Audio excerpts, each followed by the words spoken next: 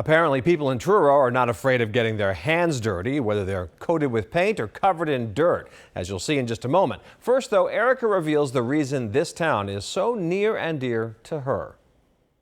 Here we are on the bay side of Truro. This is Cornhill Beach. It's a great beach for families. In fact, I spent much of my childhood on this beach. It was in 1620 when the Pilgrims landed just across the bay in Provincetown, not Plymouth.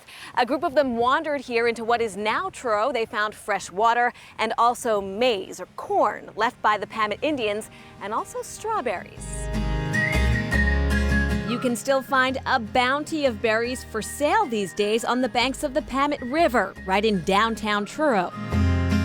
The commercial hub, consisting primarily of the post office and grocery store jams, hosts a bustling educational farmers market on summer Mondays. This weekly celebration of locally grown food is organized by Sustainable Cape, which runs a number of programs promoting farming. It's really the history of Cape Cod. I mean, that's what people were doing. They were living on their property. They had some fruit trees. They had vegetable gardens. They were raising their own animals. Gardening and healthy eating is now part of the curriculum in schools from Brewster to Provincetown, thanks to the Truro-based organization. Our wheelhouse is education. And then suddenly we could see how the kids could help us educate people at the farmers market. At vendor booths, notice student-made info boards. The top is a little bit about the farmer, and the bottom is called Did You Know? And the Did You Know will teach people about something often that they can do in their own home to protect the environment that supports our local food.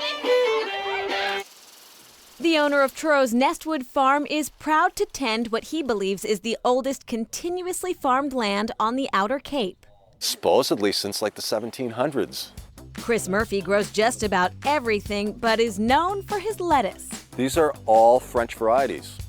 Oscard, Panisse, Antoinette.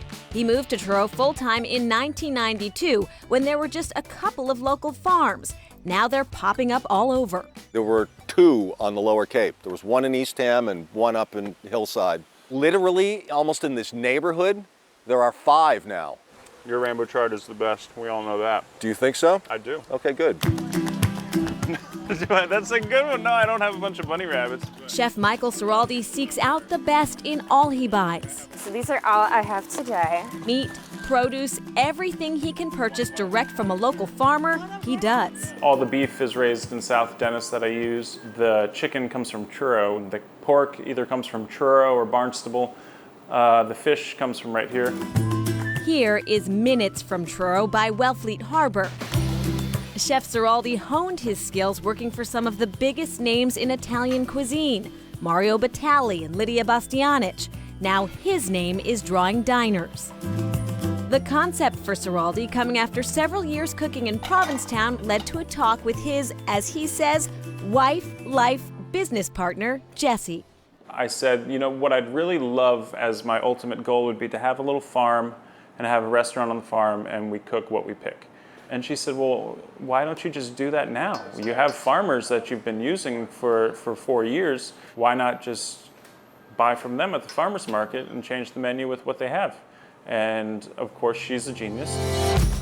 The result, a 7-course prefix menu that always changes, created daily by the husband-wife team. She was saying the other day, I have the ideas and then I say, make it happen. I don't care what it takes. And so that's kind of what happens. I mean, she has some of our greatest ideas. Dinner service could double as theater. The opening every night, an explanation of what's to come. My name is Michael. I'm going to cook your dinner tonight. Where each menu item is from. We have a Nestwood Farm salad.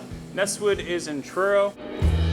On this night, there's oysters, bok choy, gazpacho with lobster hush puppies, and that was just the start. There was ravioli, skate with carrot flan. Our dessert this evening, we have a Chiquessa chocolate cake. Chiquessa Chocolate Company's in Truro. Top that off with a little bit of whipped cream that we're going to spike with 20 Boat rum. 20 Boat is the rum they make at Truro Vineyards. The reason we do the prefix format is because we never know what we're going to get at the market. We are plating every night the time and the place where you are. So the food you're eating is what's available that moment on the Cape.